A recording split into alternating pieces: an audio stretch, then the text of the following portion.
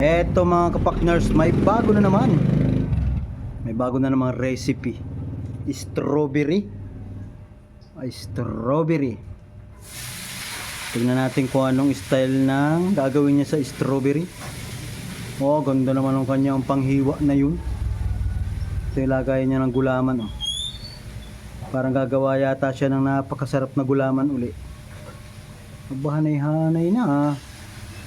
Tapos huwag mo sabihin, aguluhin mo rin yan. Gulaman nga ni. Gagawa siya ng napakasarap na gulaman. Strawberry flavor. Yun. Tingnan natin kung seryoso.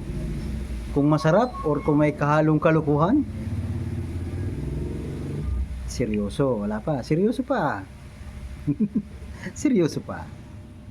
Tapos okay. Nilagay niya na doon. Di ba yan yung kanyang inayos. Ibang flavor uli. Parang gagawa yata siya ng colorful na gulaman. Kulay puti naman.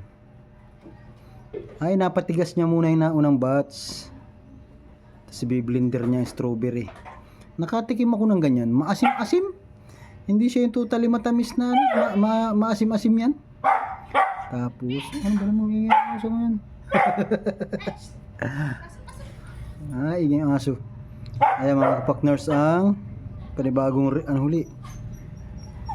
May strawberry flavor na siya. May strawberry flavor na yung gulaman. Niluluto huli.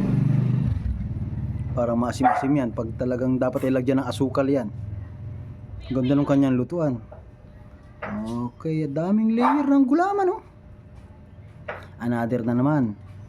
Another kulay na naman. Seryoso, hindi tayo sanay bagay ganito. Kailangan na may kaunting kalukuhan talaga. Yogurt. Bah, makamatrabaho niyang paggulaman mo na yan, kamatagal gawin. Daming flavor. Pero mukhang masarap yan pag finished product, mukhang masarap yan. Another na naman yun eh. Ano kaya yun? Baka yun yung magic sugar. Yan, final ano na yan. Final touch na siya. Yan, itataob na niya. Di, taobi. Gulaman cake. Masarap. Gusto ko yun.